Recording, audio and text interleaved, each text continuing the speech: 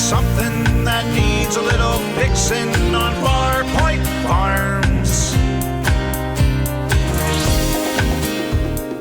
Hey guys, it's Eric, owner of Farpoint Farms here in the mountains of North Carolina. It's spring. And spring means it's time to start mowing, right? This Husqvarna is not working. And this has got a Briggs and Stratton 7.25 horsepower. But this is going to be pretty much the same on all of them. This one has sat, it had fuel in it. The fuel has either gone bad or the carburetor has got gummed up, and I'll go ahead and try and start it a few times so you can see what I mean. Anyway, we're going to pull it in, and I'm going to show you just how easy, because I can't imagine how many millions of Americans right now and people around the world who are getting their mowers out for the first time for the season who are going to experience the same exact problems. So let me pull on it a few times. We'll pull it inside, and I'll show you how to go about fixing it. You don't need a lot of tools. You don't need a lot of time. This can be done by anybody with a shed or a garage or a nice sunny day, which I don't have here right now. Let's check it out.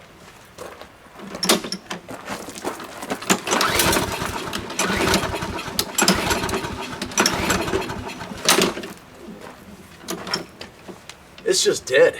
It has no sputtering. It doesn't even run poorly. Now, if you put a little starter fluid in it, it'll run off the starter fluid, but it won't stay running on its own. And if you have those symptoms, this is the video for you to watch. Let's go on in the garage and I'll show you how to fix it. All right, here we are. Hopefully you'll be able to hear me over the rain, but we've got our mower inside, and what we're going to do first is remove our air filter. We're going to remove that housing, so I'll go ahead and unscrew that. And we'll get that out of the way. Here's our filter. Yeah, that one's kind of ugly. Maybe not a bad time to replace it. I don't happen to have one in stock, so I'll just set that aside for right now. Then we're going to need a Phillips, and there are two screws, one right here and one on the other side right here. And once we have those two removed, we can lift that up and slide it out of the way. That exposes a whole bunch of goodies. The next thing I'm going to do, I got 1, 2, 3. Those are 8mm screws. So I'm going to go ahead and remove those 3 screws.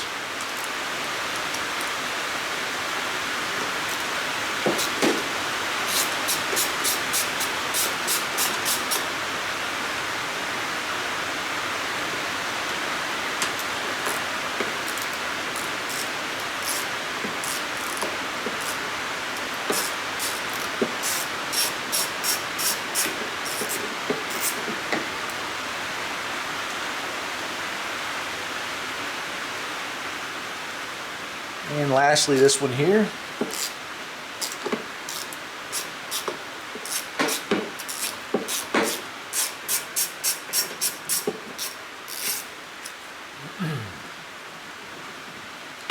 Cool.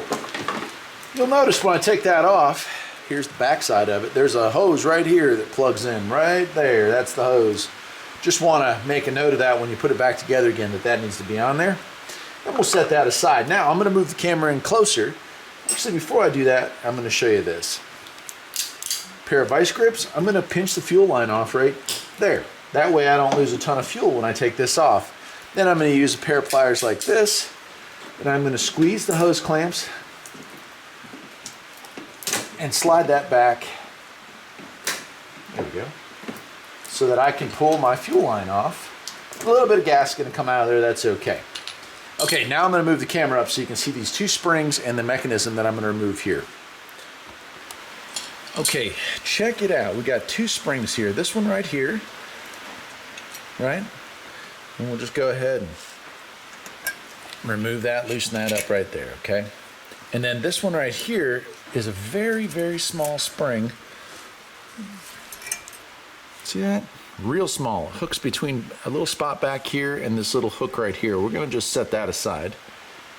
And then this is a 1/4 inch. Here we go. And we're just going to unscrew that. We're not going to actually pull it out. This is the auto choke. And then we're just going to unscrew it. There we go. And we'll let that kind of just hang out. Then we are left with just 2 more things to remove, and the carburetor will be off this. 1 bolt right here and 1 bolt right here. Let me move the camera back a little bit. And we'll go ahead and remove those 2 now. These are, again, 10mm.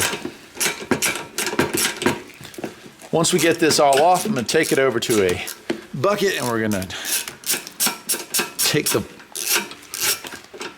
bowl off of it and clean that out, because that's where our problem is. We're not getting the right air to fuel mixture, and the reason we're not getting the right air to fuel mixture is because there is trash or varnish built up in this carburetor. Okay, we've got that off. You can see you have this one more hook. We're going to rotate that sideways and slide that out, and that's it. It's sitting there, right? All right, let's go over to the bench. We'll put this thing in our little bucket, and we will drain the fuel out of it and take it apart. Here's our little carburetor, and what I'm going to do here is try to drain out that fuel. There's going to be some left inside of it, but I want to try to get out as much as I can. And what we're going to be taking off of this, there's not a lot to it, but this right here, we're going to loosen this up. That's a 13 millimeter. Go ahead and break that loose. Shouldn't be on there very tight. This one is not, thankfully. Go ahead and unscrew that. More fuel should come out. Yeah, there we go. Now we're kind of releasing that gas. There we go. And there is probably our culprit. That's one of the little jets we're going to clean out there. That gets clogged up or varnished up and it won't work well. We do have a gasket here, so make sure not to lose that. Just set that aside. And then this is probably going to be on. Oh, no, it came off pretty easy. Okay, and that's all there is to that. So in here, a lot of times you can see the trash. That's also a big problem, right? We got to get rid of all that garbage, all that varnish, get that out of there. And we're going to be using carburetor cleaner or brake cleaner. We're going to clean out all these spots here so that we are sure that we have a nice clean area. And that should get this mower running right. So I'm going to take a rag here. I'm going to clean all this out. Nasty as it is. And you know, if you use ethanol gas, I try to buy ethanol free for my lawn equipment, but that's not always easy depending on where you live in the country. It's gonna be real ugly in here sometimes. Luckily this one's not too bad. All right, I'll set that aside. And I'm gonna go get a can of carb cleaner. All right, let's try it from that angle. Maybe hopefully that's safe enough. We're just gonna be cleaning all this out. Any spot that you've got a vent tube, and you can see that coming out of there, and what you couldn't see is just blew a piece of trash right out of there with it. We'll go through here. This is our I'm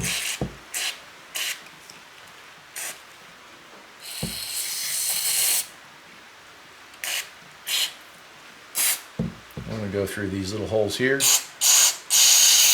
You can see the jets cleaning themselves out right like that.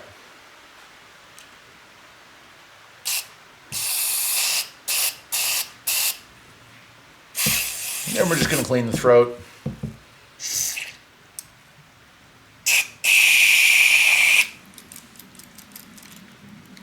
Right, we'll let that sit aside and dry up.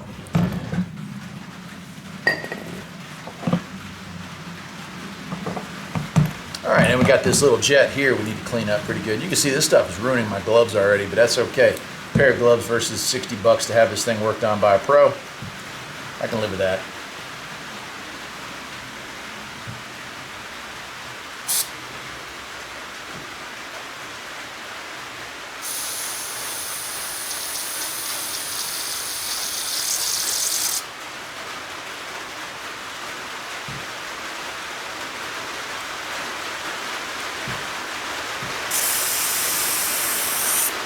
What you never want to do here is you never want to take a pick or a pin and poke those, because that's going to ruin that. Instead of being a nice spray pattern, you'll end up with a stream. That won't work at all for you. So once you got that done, I'm going to re-inspect my gasket here. It looks like it's in fine shape. I'm going to make sure, uh-oh, my float just fell out of here. And there's my pin. Well, I guess since it's apart, I'll go ahead and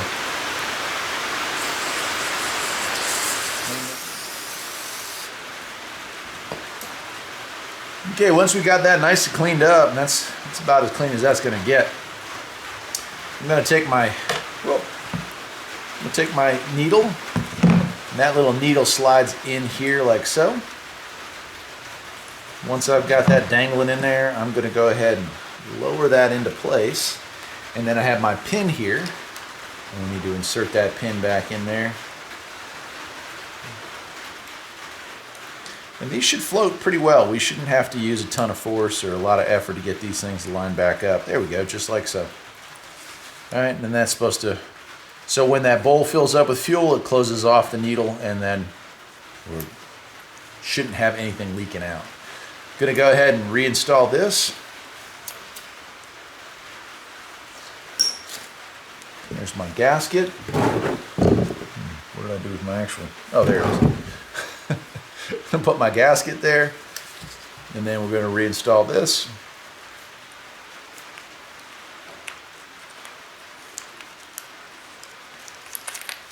Oops.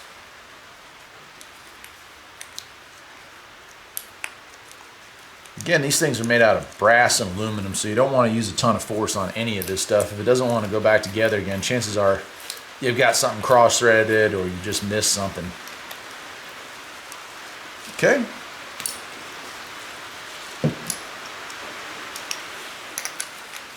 Give that just one little snug. There we go. All right, we're ready to reinstall this thing already. Okay, to reassemble it is just the same as disassembly. The first thing you want to do is we got to hook that little piece right there back in. So I'll go ahead and do that right now. There we go. Once we got that, we're going to push that on there. There's an O-ring back here. Make sure that it's still attached and that it's in decent shape. This one appears to be. Then I'm going to hand start both of my 10mm bolts here.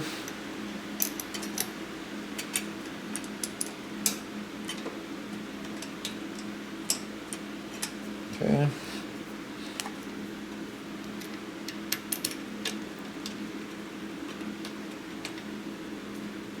Once I got those started, I'll switch over.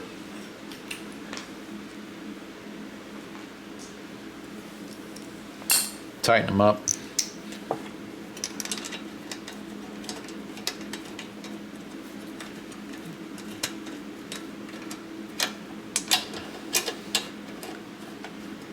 Sorry about the rain today.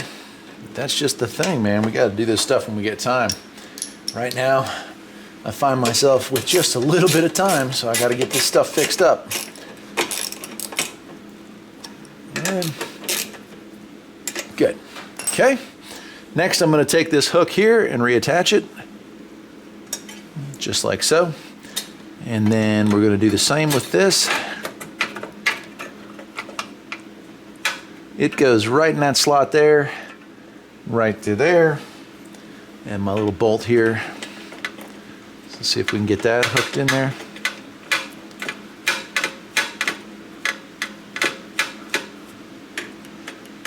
That's it, right?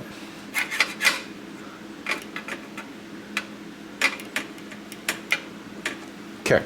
And lastly, I've got to find my little teeny weeny spring. There it is. This one's tough now.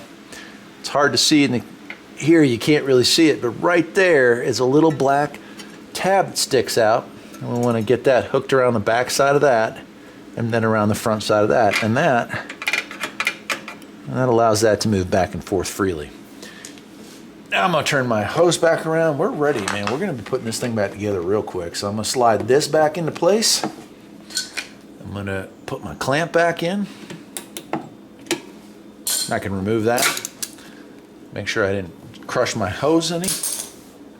And we're making great time, right? This doesn't take any time at all, really, does it?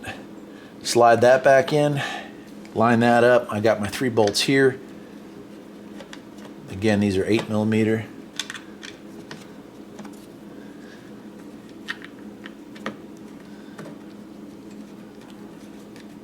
Once I get one started here.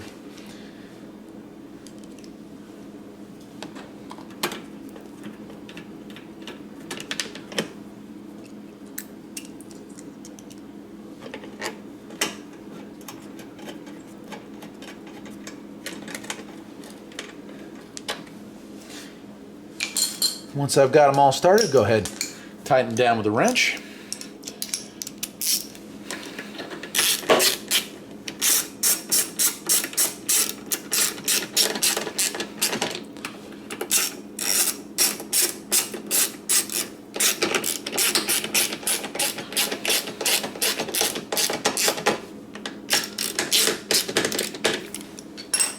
And that's it, my friends. Put the air filter back on there.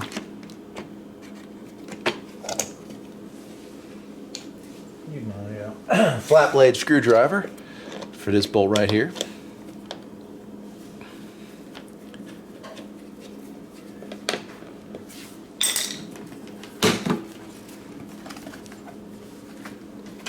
Oh, there we go. Not a lot to this, is there? Got my 2 screws, which I put in my pocket. Here we are.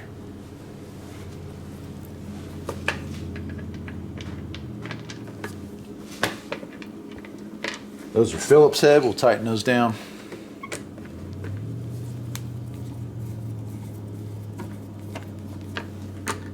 We're ready to start this thing.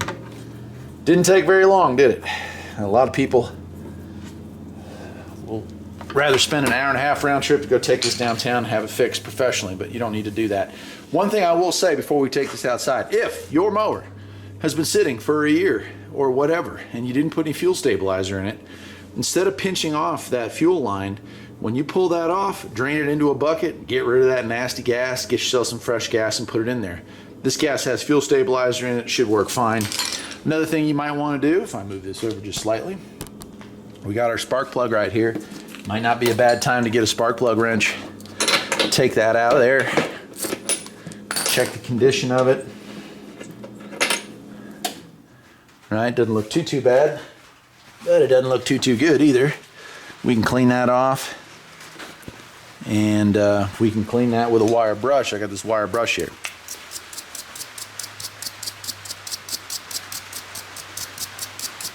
That's just getting any carbon or soot we might have on there, right? Cool. Go ahead and reinstall that. We're ready to fire this thing up.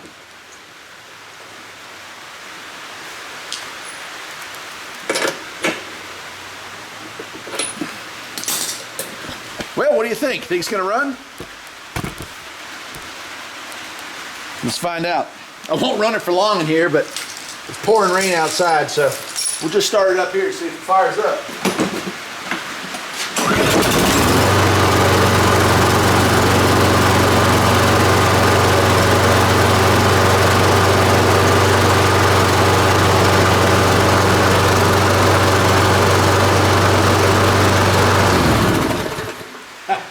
That's it. Was that quick enough for you? I'm Eric, the owner of Farpoint Farms, Restorations and Repairs. This has been the most simple of fixes you can imagine. It didn't take a whole lot of tools. It certainly did not take a whole lot of time. And you can have the satisfaction knowing that you got your mower running right again. I'll see you next time. Take care.